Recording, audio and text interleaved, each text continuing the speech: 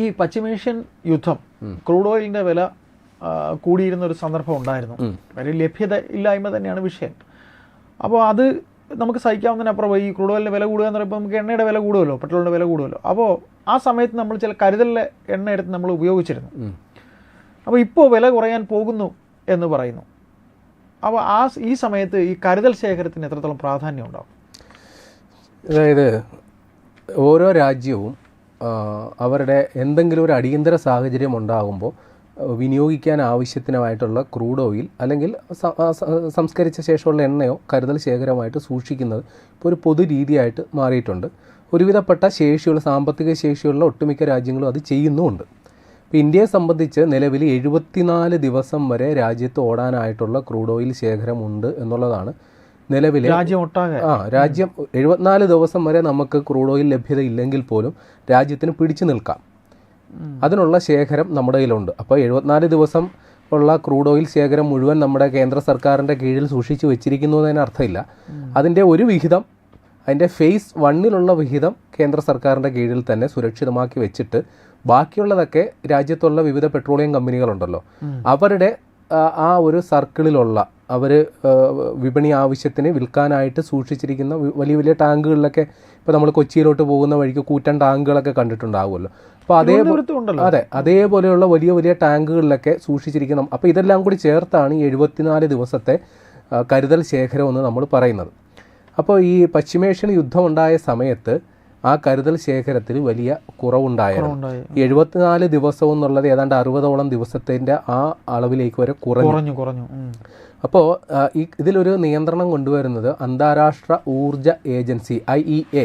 അപ്പോൾ അവർ നിർദ്ദേശിക്കുന്നത് പ്രകാരമാണ് ഓരോ രാജ്യവും അവരവരുടെ കരുതൽ ശേഖരത്തിൽ നിന്ന് എണ്ണ എടുത്ത് ചെലവാക്കുന്നത്. അതിപ്പോൾ യുദ്ധം പോലെയുള്ള അടിയന്തര സാഹചര്യം ഉണ്ടാകുമ്പോഴോ വിപണിയിൽ അനിയന്ത്രിതമായ വിലക്കയറ്റം ഉണ്ടാകുമ്പോഴോ അന്താരാഷ്ട്ര ഊർജ്ജ ഏജൻസിയുടെ നിർദ്ദേശാനുസരണം നമ്മളത് ചെയ്യാറുണ്ട്. മുമ്പും ഇതേപോലെ 2021 കാലയളവിൽ ക്രൂഡ് ഓയിലിൻ്റെയൊക്കെ വില ഏതാണ്ട് $140 വരെയൊക്കെ ഉയർന്ന സമയത്ത് ഇന്ത്യക്ക് അടക്കം നിർദ്ദേശം വന്നതനുസരിച്ച് ഏതാണ്ട് 5 ദശലക്ഷം ബാരൽ ക്രൂഡ് ഓയിൽ ഇന്ത്യ കരുതൽ ശേഖരത്തിൽ നിന്നെടുത്ത് ചിലവാക്കിയിരുന്നു. അപ്പോൾ ഇപ്പോൾ വരുന്ന വാർത്തകൾ പ്രകാരം ക്രൂഡ് ഓയിലിൻ്റെ നിലവിലെ വില 4 മാസത്തിനിടയിലെ ഏറ്റവും കുറഞ്ഞ നിരക്കിലോട്ട് എത്തിയിട്ടുണ്ട്. ബാരലിന് $72 വരെയൊക്കെയാണ് വന്നേക്കുന്നത്. അപ്പോൾ സാധാരണഗതിയിൽ നമ്മളിപ്പോൾ പൊതുവിൽ എല്ലാവരും ചോദിക്കുന്ന ചോദ്യമാണ്, ക്രൂഡ് ഓയിലിൻ്റെ വില കുറയുന്നുണ്ടല്ലോ, അങ്ങനെയാണെങ്കിൽ എന്തുകൊണ്ട് നമ്മുടെ പെട്രോൾ ഡീസൽ വില കുറയുന്നില്ല? അപ്പോൾ നമ്മൾ മനസ്സിലാക്കേണ്ടത് ഈ വില കുറയുന്ന അനുസരിച്ച് നേരെ അത് ഉപഭോക്താക്കളിലേക്ക് കിട്ടില്ല. കാരണം ഇന്ത്യ ആദ്യം ചെയ്യാൻ ഉദ്ദേശിക്കുന്നത്, നമ്മൾ ഈ അടിയന്തര സാഹചര്യം വന്നപ്പോൾ വലിയൊരളവ് നമ്മുടെ കരുതൽ ശേഖരത്തിൽ നിന്ന് ക്രൂഡ് ഓയിൽ ഇങ്ങോട്ടേക്ക് മാറ്റിയിട്ടുണ്ട്, പൊതുവിപണിയിലേക്ക് എത്തിയിട്ടുണ്ട്. അപ്പോൾ ആ കരുതൽ ശേഖരത്തിൻ്റെ അളവ് പൂർവ്വസ്ഥിതിയിലേക്ക് എത്തിക്കാനായിട്ടായിരിക്കും നോക്കുക. പിന്നീടും കുറഞ്ഞ ഭാഗം ഫില്ല് ചെയ്യാനായിട്ട്. അതെ. പിന്നീട് എപ്പോഴെങ്കിലും വിപണിയിലെ അനുകൂല സാഹചര്യം വരുമ്പോൾ ഒറ്റയടിക്ക് ഏതായാലും വില ഉടനെ കുറയാൻ സാധ്യതയില്ല എന്നുള്ളതാണ് നമ്മൾ മനസ്സിലാക്കി വെക്കേണ്ടത്. അപ്പം നിലവിൽ ഞാൻ പറഞ്ഞു, കേന്ദ്ര സർക്കാരിൻ്റെ നേരിട്ടുള്ള നിയന്ത്രണത്തിൽ ഒരു ഭാഗവും ബാക്കിയുള്ളതെല്ലാം നമ്മുടെ പൊതുമേഖലാ എണ്ണ കമ്പനിയുടെ അണ്ടറിലുള്ള ഭാഗങ്ങളുമായിട്ടായിരിക്കും നമ്മൾ സൂക്ഷിച്ചിരിക്കുന്നത്. അങ്ങനെ ഇന്ത്യയുടെ Indian strategic petroleum reserve limited എന്ന് പറയുന്ന ഒരു കേന്ദ്ര സർക്കാരിൻ്റെ കീഴിലുള്ള ഒരു വകുപ്പ് തന്നെയുണ്ട്. അപ്പോൾ ഇതുണ്ടാകാനായുള്ള കാരണം നമ്മുടെ 90കളിലുണ്ടായ ഗൾഫ് യുദ്ധം.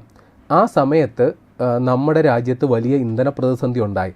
ആ സമയത്ത് നമ്മുടെ രാജ്യത്ത് വെറും 3 ദിവസം ഉപയോഗിക്കാനായിട്ടുള്ള കരുതൽ ശേഖരം ഉണ്ടായിരുന്നുള്ളൂ, ഈ പെട്രോളിയം കമ്പനികളുടെ കൈവശം ഉണ്ടായിരുന്നു. അപ്പോൾ അതിനുശേഷം ഇങ്ങനൊരു പ്രതിസന്ധി ഭാവിയിൽ ഉണ്ടാകാനുള്ള സാധ്യതയുണ്ടെന്ന് മനസ്സിലാക്കി 2002 അന്ന് AB വാജ്പേയി ആയിരുന്നു പ്രധാനമന്ത്രിയായിരുന്നു. അദ്ദേഹത്തിൻ്റെ കാലത്താണ് കരുതൽ ശേഖരം ക്രൂഡ് ഓയിൽ സംഭരിച്ചു വെക്കാനായിട്ടുള്ള പരിപാടികളിലേക്ക് നമ്മൾ രാജ്യം പോയത്. അങ്ങനെ വിശാഖപട്ടണത്തും മംഗളൂരുവിലും നമ്മുടെ ഉടുപ്പിയിലും കരുതൽ ശേഖരം സൂക്ഷിക്കാനായിട്ടുള്ള സംവിധാനം ഉണ്ടാക്കി. വളരെ സാങ്കേതികമായിട്ട് വളരെ രസകരമായൊരു സാധനമാണ്. കാര്യം അവിടെയെല്ലാം ഈ തുറമുഖ നഗരങ്ങളോട് ചേർന്നുള്ള പ്രദേശത്ത് തന്നെ വലിയ കുന്നും മലയുമെല്ലാം അവിടെ നിരപ്പാക്കി ഭൂഗർഭ അറകൾ സൃഷ്ടിച്ച് അവിടെയാണ് ഈ ക്രൂഡ് ഓയിൽ സൂക്ഷിച്ചു വച്ചിരിക്കുന്നത്. അങ്ങനെ ഏകദേശം 5.33 ദശലക്ഷം മെട്രിക് ടൺ ഏതാണ്ട് 9.5 ദിവസം രാജ്യത്തിന് ആവശ്യമുള്ള ക്രൂഡ് ഓയിലാണ് ഇത്തരം ഭൂഗർഭ അറകളിൽ സൂക്ഷിച്ചു വച്ചിരിക്കുന്നത്. വിശാഖപട്ടണത്ത് 1.33 ദശലക്ഷം മെട്രിക് ടണ്ണും മംഗളൂരുവിൽ 1.50 ദശലക്ഷം മെട്രിക് ടണ്ണും പാടൂർ അതായത് ഉടുപ്പി കർണാടകയിൽ അവിടെ 2.5 ദശലക്ഷം മെട്രിക് ടണ്ണും ക്രൂഡ് ഓയിൽ സൂക്ഷിക്കാനുള്ള അറകൾ സംഭരിച്ചു വെച്ചിട്ടുണ്ട്. അപ്പോൾ നമ്മൾ മനസ്സിലാക്കണം, ഈ ഏതോ ഒരു മല കണ്ടെത്തുന്നു, ആ മലയുടെ അതിൻ്റെ ഉപരിതലം നിരപ്പാക്കി അവിടെ വലിയൊരു ടാങ്ക് പോലെ അത്രയും ഭാഗത്തെ പാറ എടുത്ത് നീക്കുന്നു. എന്നിട്ട് അതിലോട്ട് അവിടെ വേറെ ഒരു ടാങ്കും അവിടെ നിർമ്മിക്കില്ല. അവിടെ കോൺക്രീറ്റ് ചെയ്യുകയോ ഇരുമ്പിൻ്റെ ആവരണം ഉണ്ടാക്കുകയോ ഒന്നും ചെയ്യാതെ പാറയിലോട്ട് തന്നെ ക്രൂഡ് ഓയിൽ ഒഴിച്ച് സൂക്ഷിച്ചു വെക്കുന്നു. അപ്പോൾ നമ്മൾ സ്വാഭാവികമായിട്ട് സംശയം തോന്നും, ഈ പാറയിലൂടെ ഈ ക്രൂഡ് ഓയിൽ കലിച്ച് പുറത്തോട്ട് പോകാൻ സാധ്യതയില്ല. ഇല്ല, ഇത് പാറ എന്ന് പറഞ്ഞാൽ നമുക്കറിയാലോ അത്യാവശ്യം കട്ടിയുള്ള സംവിധാനമാണ്. എങ്കിലും ചെറിയ സുഷിരങ്ങൾ സ്വാഭാവികമായിട്ടും ഉണ്ടാകും, നീരുറവുകൾ ഉണ്ടാകുമല്ലോ. അപ്പോൾ ഇതിൻ്റെ സാങ്കേതിക വിദ്യ ഇത്രയേ ഉള്ളൂ, ഈ പാറയുടെ ഇടയിലൂടെ അങ്ങോട്ട് വെള്ളം നീക്കം ഉണ്ടായാലും ഇതിൻ്റെ രണ്ടിൻ്റെയും എന്താ പറയുക, നമുക്കറിയാമല്ലോ വെള്ളവും എണ്ണയും പരസ്പരം കലരാതെ നിൽക്കുന്ന സംഗതിയാണ്. അപ്പോൾ ഈ ടാങ്കിൻ്റെ അങ്ങോട്ടേക്ക് വെള്ളം കുതിച്ച് ചെന്നാൽ പോലും അതിൻ്റെ ഒരു സമ്മർദ്ദം ഉണ്ടായി ഇത് എണ്ണ പുറത്തോട്ട് ചാടാതെ സൂക്ഷിക്കുന്ന ചുമതല ഈ വെള്ളം ഏറ്റെടുക്കും. മനസ്സിലായ കാര്യം? രണ്ടും പരസ്പരം കലരാതെ നിൽക്കുന്ന ഒരു സാന്ദ്രത രണ്ടാണ്. അപ്പോൾ അതുകൊണ്ട് സുരക്ഷിതമായിട്ട് ഈ പറയുന്ന പാറയുടെ അകത്ത് ഈ എണ്ണ നമുക്ക് സംഭരിച്ചു വെക്കാം. അപ്പോൾ ഇത് നമ്മൾ വിജയകരമായി പൂർത്തിയാക്കിയ ശേഷം അടുത്ത ഘട്ടത്തിൽ നമ്മളിപ്പോൾ ചെയ്യാൻ പോകുന്നത് രാജസ്ഥാനിൽ അവിടെ ഭൂമിക്കടിയിൽ ഉപ്പുപാറകളാണുള്ളത്. അപ്പോൾ ഉപ്പുപാറകൾ പൊട്ടിച്ച് നീക്കുന്നതിന് പകരം അങ്ങോട്ടേക്ക് വെള്ളം എത്തിച്ച് അതിനെ അലിയിപ്പിച്ച് കളയുന്നു. അങ്ങനെ ഉപ്പ് നീക്കം ചെയ്ത് കഴിയുമ്പോൾ അവിടെ വലിയൊരു വേക്കൻറ്റ് സ്പേസ് ഉണ്ടാകുമല്ലോ, അവിടെ ക്രൂഡ് ഓയിൽ സംഭരിക്കാനായിട്ടുള്ള പരിപാടികളും ചെയ്യുന്നുണ്ട്. അപ്പോൾ നമ്മൾ ഇപ്പോൾ റഷ്യയുമായിട്ട് നമുക്ക് അടുത്ത സമീപകാലത്ത് ഈ എണ്ണ സംബന്ധിച്ച് വലിയ നല്ലൊരു അനുഭവമാണ് ഉണ്ടായത്. ഏറ്റവും വില കുറഞ്ഞ രീതിയിൽ ക്രൂഡ് ഓയിൽ കിട്ടി. അപ്പം നമുക്ക് പെട്ടെന്ന് തോന്നും, ആ റഷ്യയിൽ നിന്ന് വില കുറഞ്ഞ് കിട്ടിയ ക്രൂഡ് ഓയിൽ എല്ലാം കൊണ്ടുവന്ന് ഇങ്ങനെ സൂക്ഷിച്ച് വെച്ചിട്ടുണ്ടാകുമോ? ഒരിക്കലും അല്ല. ആ ക്രൂഡ് ഓയിൽ കൊണ്ടുവന്ന് നമ്മുടെ പൊതുമേഖല എണ്ണ കമ്പനികൾ വിറ്റ് കാശാക്കി അവർ ലാഭം ഉണ്ടാക്കുകയാണ് ചെയ്തത്. അതിൻ്റെ കാരണം നമ്മുടെ ഈ സംഭരണ കേന്ദ്രങ്ങളിൽ സൂക്ഷിക്കാൻ പറ്റിയ ഗുണനിലവാരമുള്ള ക്രൂഡ് ഓയിലല്ല റഷ്യ തരുന്നത്. മനസ്സിലായി? ഇപ്പോൾ ഇന്ത്യയിൽ സംഭരിക്കാൻ, അതായത് അതിൻ്റെ ഒരു ടെക്നിക്കൽ ടേം പറയുന്നുണ്ട്, ലൈറ്റ് ആൻഡ് സ്വീറ്റ് മീഡിയം സോർ. അതായത് വളരെ ലളിതമായ സാങ്കേതിക വിദ്യ ഉപയോഗിച്ച് സംസ്കരിക്കാൻ പറ്റുന്ന ടൈപ്പ് ക്രൂഡ് ഓയിലാണ് മിഡിൽ ഈസ്റ്റ് രാജ്യങ്ങളിൽ നിന്ന് കിട്ടുന്നത്.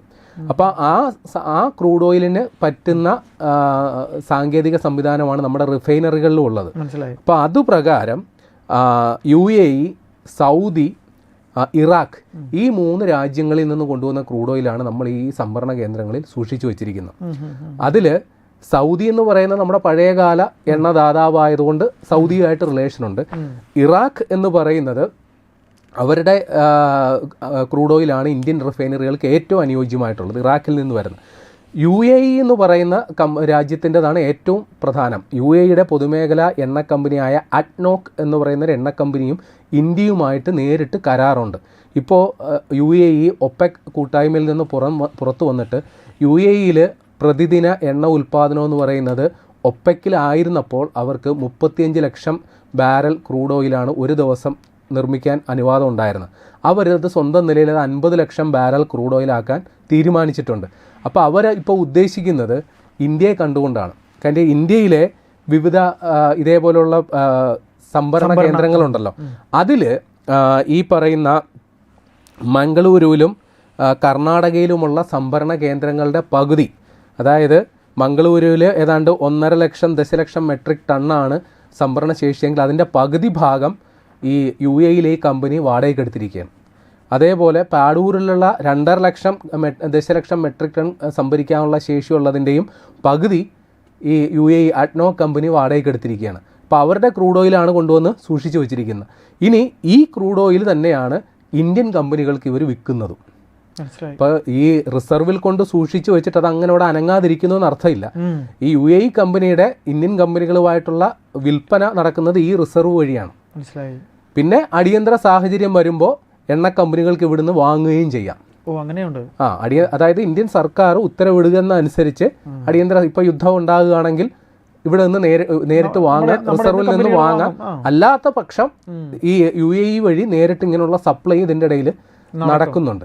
ഇനി ഈ റിസർവുകൾ നിലവിൽ ഞാൻ പറഞ്ഞു 5.33 ദശലക്ഷം മെട്രിക് ടണ്ണാണ് നിലവിൽ നമ്മുടെ ടോട്ടൽ സംഭരണ ശേഷി. നമ്മൾ ഈ പുതിയ സാഹചര്യത്തിൽ അതിൻ്റെ ശേഷി വർദ്ധിപ്പിക്കാനായിട്ട് ഇപ്പോൾ തീരുമാനിച്ചിട്ടുണ്ട്. അത് ഒരു 6.5 ദശലക്ഷം മെട്രിക് ടൺ കൂടി മൊത്തം ഏതാണ്ട് 11.83 ദശലക്ഷം മെട്രിക് ടണ്ണിലേക്ക് വർദ്ധിപ്പിക്കാനായിട്ട് നമ്മൾ തീരുമാനം എടുത്തിട്ടുണ്ട്. അപ്പോൾ ഇതിൽ ഈ UAEയിലെ ഈ അഡ്നോക് കമ്പനിക്ക് വലിയ റോളുണ്ട്. കാര്യം ഇത്രയും സംഭരണശേഷി വർദ്ധിപ്പിച്ചിട്ട് കാര്യമില്ല, സംഭരിക്കാൻ ക്രൂഡ് ഓയിൽ വേണമല്ലോ. അപ്പോൾ ഈ UAE ഇപ്പോൾ അവരുടെ പ്രതിദിന ഉൽപ്പാദനം വലിയ രീതിയിൽ വർദ്ധിപ്പിക്കാൻ തീരുമാനിക്കുമ്പോൾ അത് നേരെ വന്ന് കയറുക ഇന്ത്യയിലോട്ടായിരിക്കും എന്നുള്ളത് കൂടി മനസ്സിലാക്കണം. ഇനി ഞാൻ നേരത്തെ പറഞ്ഞു, ഇന്ത്യ ഒരിക്കലും ഈ ക്രൂഡ് ഓയിൽ ഇപ്പം നമ്മൾ 74 ദിവസമാണ് നമ്മൾ ഒരു സ്റ്റാൻഡേർഡായിട്ട് ഫിക്സ് ചെയ്തിരിക്കുന്നത്. 74 ദിവസം വരെ നമുക്ക് പരമാവധി ഉപയോഗിക്കാനുള്ള ക്രൂഡ് ഓയിൽ നമുക്ക് സൂക്ഷിക്കാൻ പറ്റും. പക്ഷേ അതിൻ്റെ ഏതാണ്ട് 64% വരെ നമ്മൾ സാധാരണഗതിയിൽ മെയിൻറ്റെയിൻ ചെയ്യാറുള്ളൂ. മനസ്സിലായി. പക്ഷെ വേണമെങ്കിൽ ഇത് 100 ദിവസം വരെ ആക്കാം. പക്ഷെ അത് ചെയ്യാത്തത് ഈ ക്രൂഡ് ഓയിലിൻ്റെ വില കയറി ഇറങ്ങി നിൽക്കുന്നത് കൊണ്ട് ചിലപ്പോൾ നമ്മൾ കൂടിയ വിലയ്ക്ക് വാങ്ങിയായിരിക്കും സംഭരിച്ചു വെക്കുക. 2 ദിവസം കഴിഞ്ഞ് വില താന്നു പോയാലോ. അപ്പോൾ ഒരു പരിധിക്കപ്പുറം നമുക്കിത് ചെയ്യാൻ പറ്റില്ല. പക്ഷേ നമ്മുടെ കോവിഡ് പടർന്നു പിടിച്ച സമയത്ത് ഇന്ത്യയുടെ ഈ ക്രൂഡ് ഓയിൽ ശേഖരം 100% എത്തിച്ചു. അതിൻ്റെ കാരണം അന്നാണ് അന്താരാഷ്ട്ര വിപണിയിൽ ക്രൂഡ് ഓയിലിൻ്റെ വില വെറും ചീപ്പ് റേറ്റിലേക്ക് പോയത്. അപ്പോൾ അമേരിക്കൻ WTI എന്ന് പറയുന്നൊരു ക്രൂഡ് ഓയിലുണ്ട്. രസകരമാണ് അതിൻ്റെ കാര്യം. കാരണം അതിൻ്റെ വില -$36 പോയി. അതായത് നമ്മൾ അവിടെ ചെന്ന് ക്രൂഡ് ഓയിൽ വാങ്ങുകയാണെങ്കിൽ $36 അവർ ഇങ്ങോട്ട് തരും. മനസ്സിലായി. അങ്ങോട്ട് കൊടുക്കണ്ട, -36. അതാണ് അതിൻ്റെ രസം. അതിൻ്റെ കാരണം ഈ ക്രൂഡ് ഓയിൽ എന്ന് പറയുന്ന സംഗതി ഈ എണ്ണക്കിണറുകൾക്ക് ദൈനംദിന ഉൽപ്പാദനം നടത്തിയേ പറ്റൂ. ഒരു പരിധിക്കപ്പുറം ആ പ്രവർത്തനം നിർത്തിവെക്കാൻ പറ്റില്ല. നിർത്തിവെച്ചാൽ അത് റീചാർജ് ചെയ്യുക എന്ന് പറഞ്ഞു കഴിഞ്ഞാൽ വളരെ ശ്രമകരമാണ്. വലിയ രീതിയിലുള്ള ഇൻവെസ്റ്റ്മെൻറ്റ് വേണ്ടി വരും. അപ്പോൾ ഈ കോവിഡ് പടർന്നു പിടിച്ച സമയത്ത് അന്താരാഷ്ട്ര വിമാന സർവീസുകളൊക്കെ റദ്ദാക്കപ്പെട്ടു. ലോക്ക്ഡൗൺ ആയി. ക്രൂഡ് ഓയിലിൻ്റെ ഡീസൽ പെട്രോളിൻ്റെ ആവശ്യകത കുറഞ്ഞു, ഉപയോഗം കുറഞ്ഞു. അപ്പോൾ പല രാജ്യങ്ങൾക്കും ഈ ക്രൂഡ് ഓയിൽ ആവശ്യമില്ലാത്ത ഘട്ടം വന്നു. പക്ഷേ ഇവർ ഉൽപ്പാദിപ്പിച്ചുകൊണ്ടേയിരിക്കണം. അവർക്കൊരു പരിധിക്കപ്പുറം അത് സ്റ്റോർ ചെയ്യാൻ പറ്റില്ല. അങ്ങനെയാണ് ഇതിൻ്റെ വില മൈനസിലേക്ക് പോയത്. WTIയുടെ വില മൈനസിലേക്ക് പോയത്. മറ്റുള്ള ക്രൂഡ് ഓയിലിൻ്റെ വില ഏതാണ്ട് $19 വരെയൊക്കെ താന്നു. അപ്പോൾ ഈ സമയത്ത് ഇന്ത്യ ഈ $19 കിട്ടാവുന്ന അത്രയും ക്രൂഡ് ഓയിൽ വാങ്ങി സംഭരിച്ചിരുന്നു. പിന്നെ അത് വിറ്റ് കാശാക്കിയോ എന്നുള്ളത് അറിയാം. കാര്യം ഇപ്പോൾ പിന്നീട് അതിൻ്റെ 64% പോയി. ആ സാധനം പിന്നീട് നമ്മുടെ ഇതേപോലെ യുദ്ധം പോലെയുള്ള അടിയന്തര സാഹചര്യം വന്നപ്പോൾ നമ്മളെടുത്ത് ചെലവഴിച്ചിട്ടുമുണ്ട്. ഏതായാലും ഈ കാര്യത്തിൽ ഇപ്പോൾ വരാൻ പോകുന്നത് ഏറ്റവും അനുകൂല സാഹചര്യമാണ്. ഇറാനുമായിട്ടുള്ള അമേരിക്കയായിട്ടുള്ള യുദ്ധം അവസാനിച്ച് ഇപ്പോൾ $72 ക്രൂഡ് ഓയിൽ വില എത്തിയിട്ടുണ്ട്. ഇനിയും അത് താഴെ പോകാനുള്ള സാധ്യതയുണ്ട്. കാരണം ഇറാൻ ഉപരോധങ്ങളൊക്കെ പിൻവലിക്കപ്പെട്ടാൽ ഇറാൻ്റെ ക്രൂഡ് ഓയിൽ വിപണിയിലേക്ക് വരും. വെനസ്വേലയുടെ ക്രൂഡ് ഓയിൽ വരും. അതെ, റഷ്യൻ ക്രൂഡ് ഓയിലിൻ്റെ കാര്യത്തിൽ മാത്രമേ നമുക്ക് ഡൗട്ടുള്ളൂ. പിന്നെ UAE അവരുടെ ഉൽപ്പാദനം 35 ലക്ഷം പെർ ഡേ എന്നുള്ളത് 50 ലക്ഷത്തിലേക്ക് അവർ കൂട്ടാൻ പോകുന്നു. ഒപെക് അവരുടെ ദൈനംദിന ഉൽപ്പാദന ശേഷി ലിമിറ്റ് ചെയ്തിരുന്നു. ആ ലിമിറ്റ് പിൻവലിക്കാൻ പോകുന്നു എന്ന വാർത്തയുണ്ട്. അപ്പോൾ പിന്നെ ഗയാന അടക്കമുള്ള രാജ്യങ്ങളൊക്കെ ഇപ്പോൾ എണ്ണ ഉൽപ്പാദക രാജ്യങ്ങളുടെ പട്ടികയിൽ പുതിയതായിട്ട് വന്നതാണ്. അപ്പോൾ എണ്ണയുടെ ലഭ്യത വലിയ രീതിയിൽ വർദ്ധിക്കുന്ന സാഹചര്യത്തിൽ ഒരു 1-2 ആഴ്ചയ്ക്ക് ശേഷം ക്രൂഡ് ഓയിലിൻ്റെ വില വീണ്ടും താഴേക്ക് പോകാനുള്ള സാധ്യതയുണ്ട്. അപ്പോൾ അങ്ങനെയാണെങ്കിൽ ഇന്ത്യയെ സംബന്ധിച്ച് വരും ദിവസങ്ങളിൽ നമ്മുടെ കരുതൽ എണ്ണ ശേഖരത്തിന് ഏറ്റവും അനുകൂലമായ ഒരു സാഹചര്യമാണ് വരാൻ പോകുന്നത്.